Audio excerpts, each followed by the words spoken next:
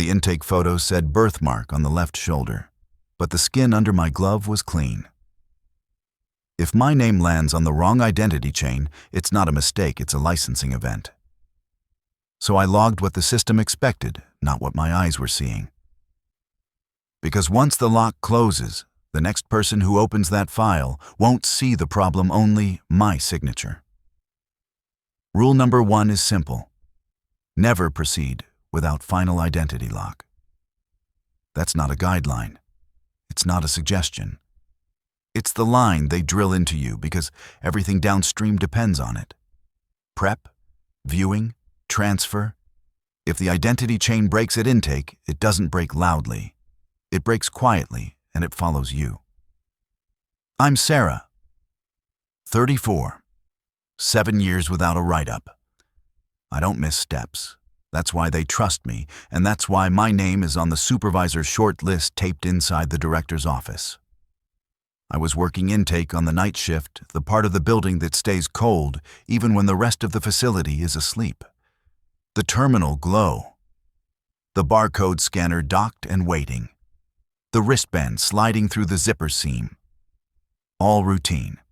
The software we use has a finalization step. Everyone knows it.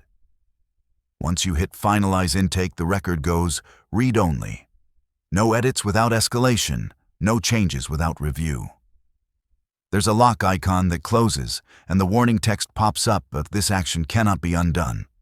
Once it's locked, it's locked. The file opened clean. Hospital paperwork in order. Time of death entered.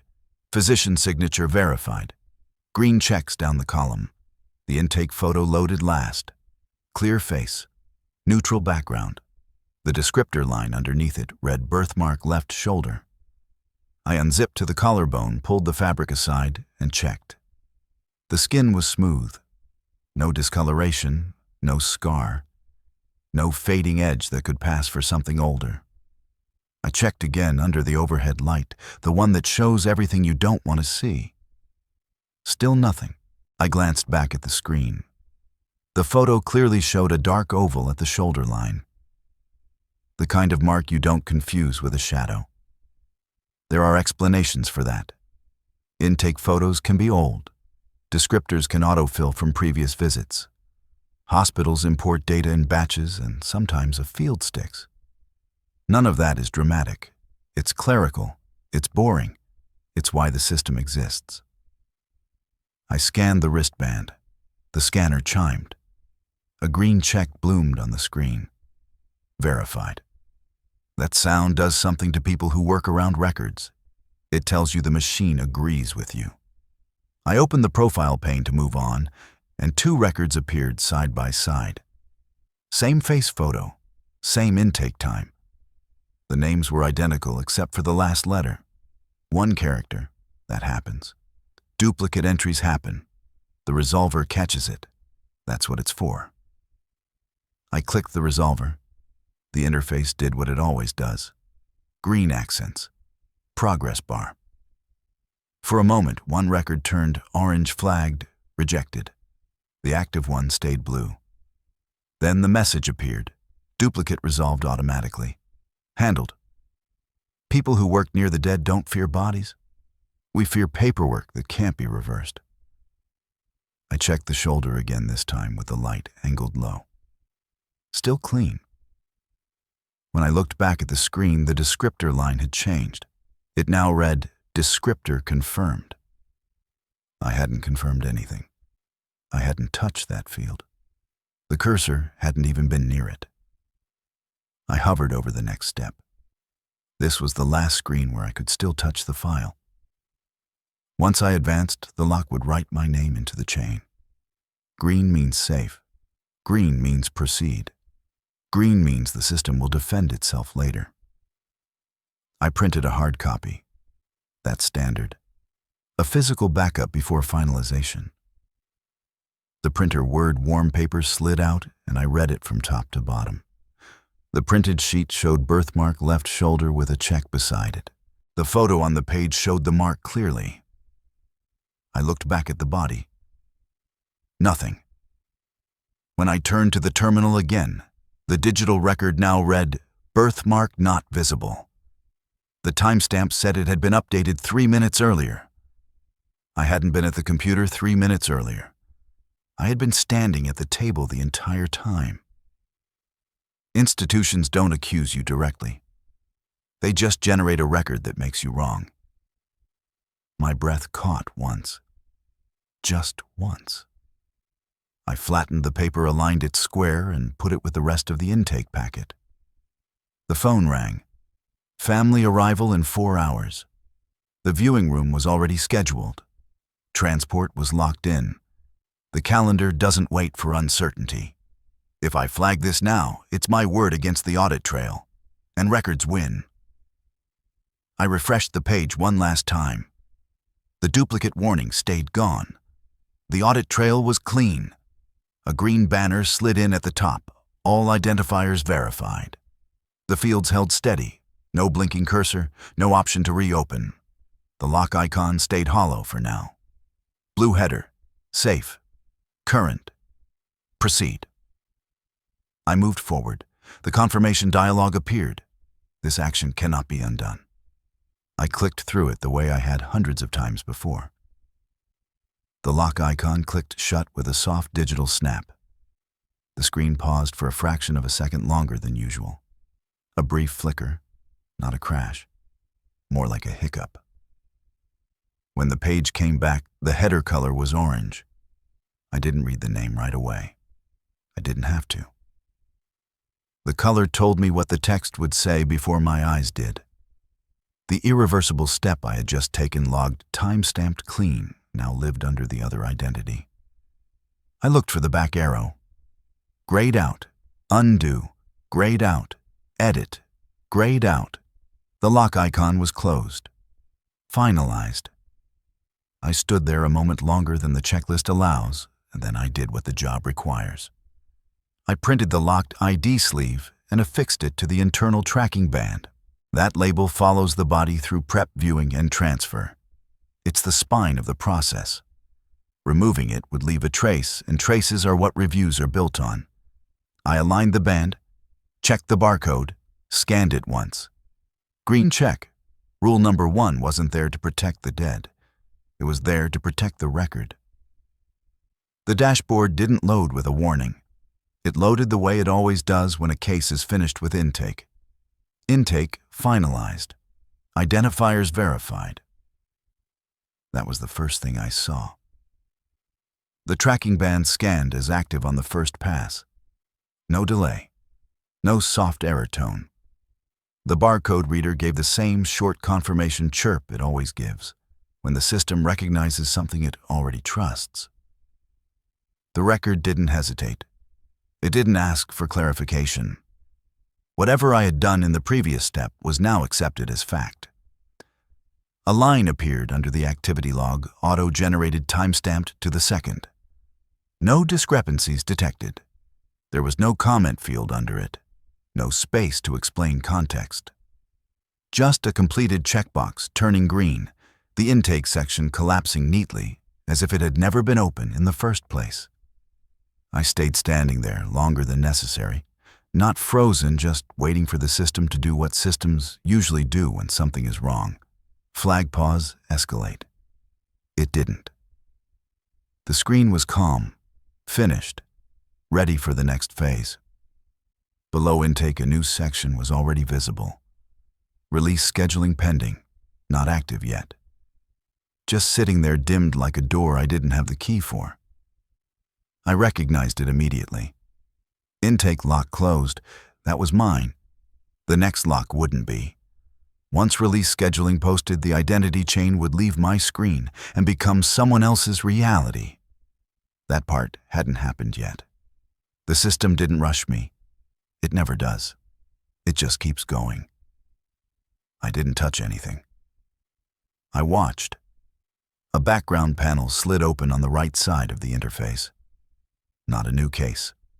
Not an alert. A queue. Names scrolled by in a narrow column. Pending.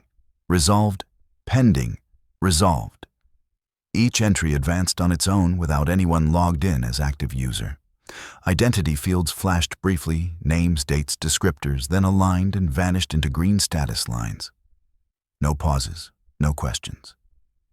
I recognized the pattern immediately. The same kind of field behavior I'd just seen flip reconcile close, but now happening faster, stripped of ceremony. The system wasn't correcting errors. It was clearing them. A footer note updated while I watched. Workflow updated, efficiency optimization. That was all it said.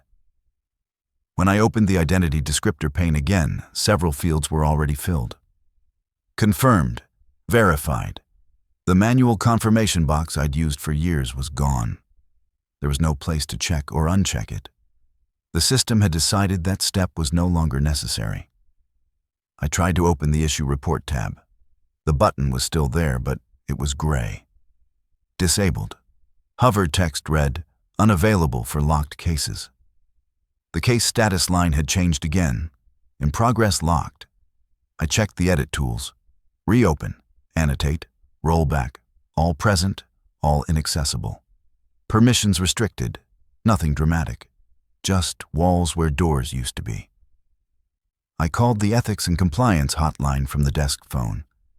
A friendly automated voice answered immediately. Thank you for calling. Estimated wait time is 45 minutes. This call is being recorded for quality assurance. No option to bypass. No prompt to describe urgency. Just music and time. I hung up and reached for my personal phone without thinking.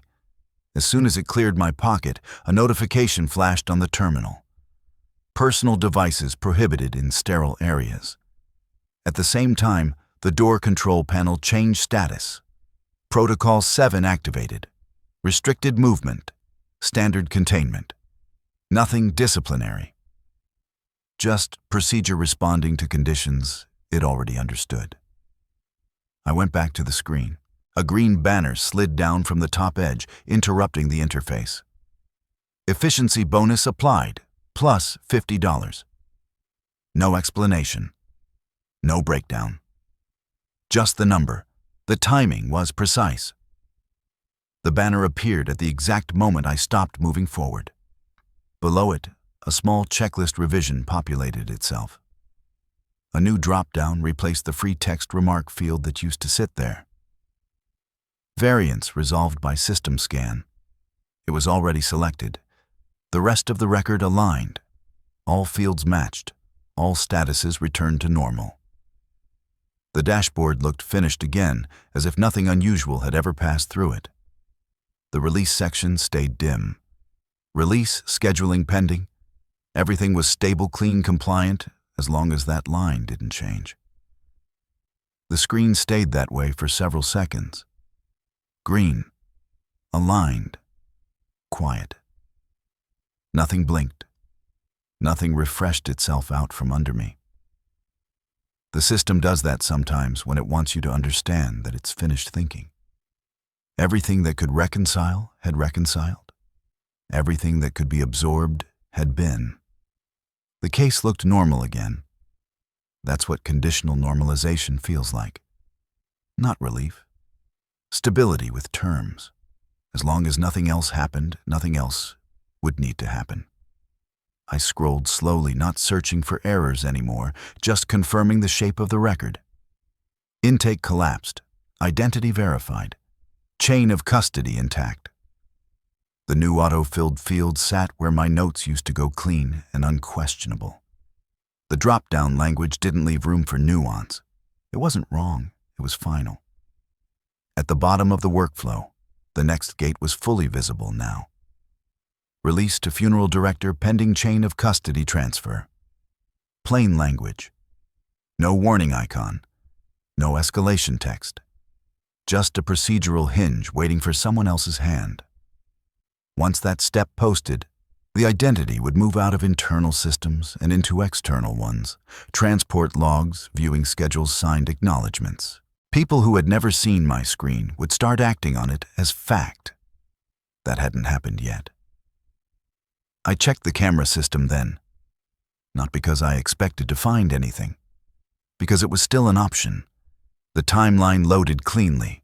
No missing thumbnails. No alert markers. I scrubbed back to the moment the duplicate resolver had posted. The feed jumped forward. Exactly 40 seconds were gone. Not corrupted, not blurred, just absent. The timeline ruler skipped from one timestamp to the next without comment. The footage before and after played normally. The gap was clean enough that, if you weren't looking for it, you'd never notice. I closed the camera window. The system had already decided how much of the past it needed to keep. I printed the updated packet. That's part of the handoff procedure once release scheduling becomes visible. The printer cycled louder than usual in the quiet room. When the page slid out, I reached for it out of habit and pulled my hand back immediately. The paper was hot, not warm from friction. Hot enough to register in the cold air, the kind of heat you don't expect from a machine that's been idle. I waited half a second, then picked it up again carefully and placed it on the counter. No comment. Back to procedure. A message appeared in my inbox while I was aligning the packet. Coverage adjustment effective immediately. I was reassigned to paperwork-only tasks for the remainder of the shift. No explanation, no tone shift. The language was neutral, almost considerate. Workflow balance, resource allocation. Someone else would handle prep access. I didn't argue. There was no place to. My name dropped off the active case list. The CCs stopped populating my inbox. The record didn't disappear. I could still see it, but I couldn't touch it anymore. Acknowledgement-only permissions. Read access.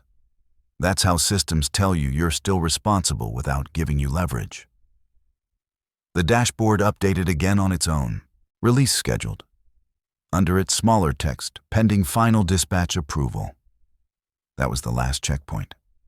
Not a lock yet, just a hinge. A condition. As long as that approval didn't post the file stayed in a state the system considered flexible.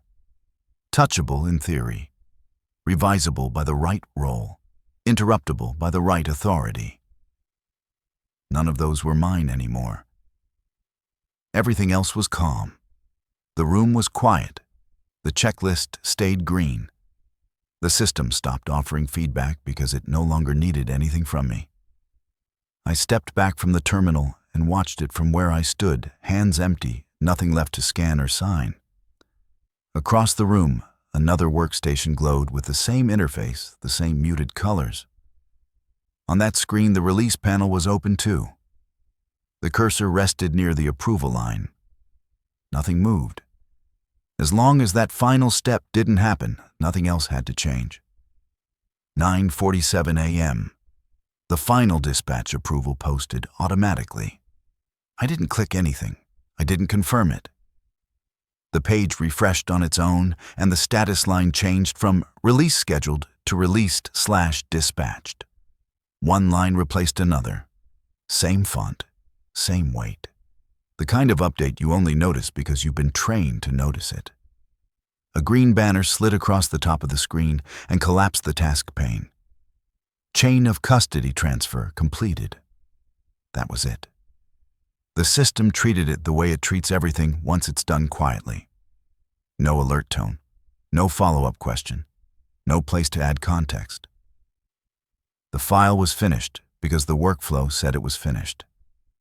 I watched the downstream systems align. Transport updated first, then the viewing schedule, then the director's release list.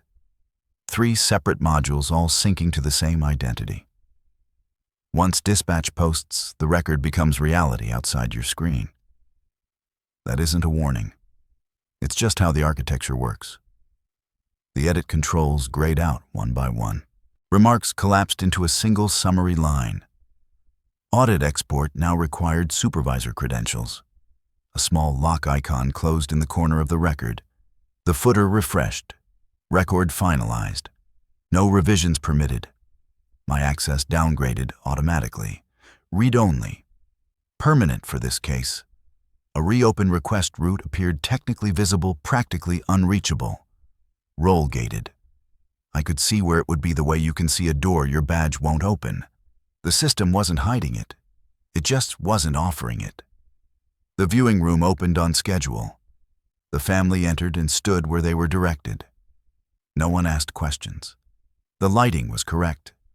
The paperwork matched the clipboard. Everything moved the way it was designed to move. When systems work, they don't draw attention to themselves. From the hallway monitor, I watched the ceremony proceed without interruption. No staff discussion, no adjustment. The system was quiet because it was satisfied. A child leaned closer to the casket, not loud, not certain. He looks different. The adult beside them responded immediately. Not harsh, not defensive, automatic. That's normal. People look peaceful when they rest. The child didn't answer. The ceremony continued. Back at the terminal, the dashboard updated in real time. Viewing completed successfully. Family satisfaction, 98%. There was no field for identity concern. There never is. A notification posted to my internal profile while I was still logged in. No sound, no highlight. Procedural deviation pending review, status indefinite. No one spoke to me about it. No message followed. No meeting request appeared. The system documented it and moved on. At lunch, my badge didn't open the staff lounge. I swiped once. Red light. No error message. I ate at my desk instead. No one commented. That's how it works when something is being handled administratively. Later, with my permissions already reduced, I accessed the internal archive. Observer mode only. I wasn't looking for explanations.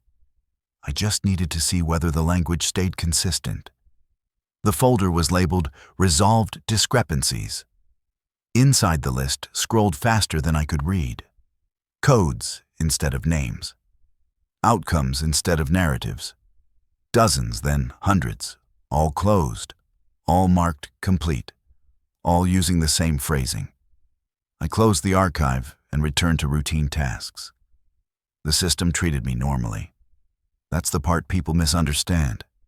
It doesn't punish you with noise. It absorbs the deviation and stabilizes. A new intake loaded on my screen. There was a checkbox I hadn't seen last year. Identity verified by system scan. It was already checked. I recognized the wording. Same structure as the archive. Same language. I left it alone. The printer ran while I finished the packet. When the page slid out, it was warmer than paper should have been in that room. I adjusted my grip and stacked it with the rest. Then I went back to procedure. By the afternoon, I was training a new hire, walking them through the updated flow, where to look, what not to worry about. The checkbox came up. They nodded. It made sense to them. A notification interrupted us. New intake assigned. The screen populated before either of us spoke. Name Sarah Mitchell. Photo Sarah. Birthmark none listed. The new hire didn't look at the name. They didn't look at the photo. They only looked at the green check mark next to the status field. It says verified, they said reaching for the mouse. So we're good, right? I looked at my face on the screen. Then I looked at the new hire. They didn't see me. They only saw the process. Yeah, I said. We're good. I guided their hand to the button. Click. Accept assignment. The intake loaded clean. The workflow advanced the way it always does when nothing is flagged. The header stayed blue. The timestamps populated automatically. The audit trail began writing before I reached the second field. I didn't pause. There was nothing left in the process that required interpretation. The lock icon closed as soon as the assignment registered. Permissions updated. Access normalized. Across the room, another terminal refreshed. Somewhere else in the building, the same checkbox defaulted to checked. No announcement, no memo. The change didn't need one. It was already inside the workflow. On the operations calendar, the resolved cases clustered the way they always do, grouped by efficiency windows processed in batches scheduled between higher volume days. Tuesday was highlighted. It usually is. At the bottom of the system status panel, a footer line appeared. Small, easy to miss. System status online. Error logs cleared. Below it, in lighter text, dedicated to documented discrepancies 2019 to 2024. The system remained available. If this story made you uncomfortable, that's probably because nothing supernatural happened. Everything followed procedure. If you work inside a system like this, healthcare, law, finance, logistics, you already know how familiar it feels. If you think Sarah did the right thing, leave a comment. If you think she crossed a line the moment she stopped checking, leave a comment. And if you're wondering how often this actually happens, that question is exactly why this channel exists. Like the video if you want more stories where the paperwork is scarier than the bodies. Subscribe if you don't want to miss the next shift. And share this with someone who trusts systems a little too much. We'll be here. The system always is. System.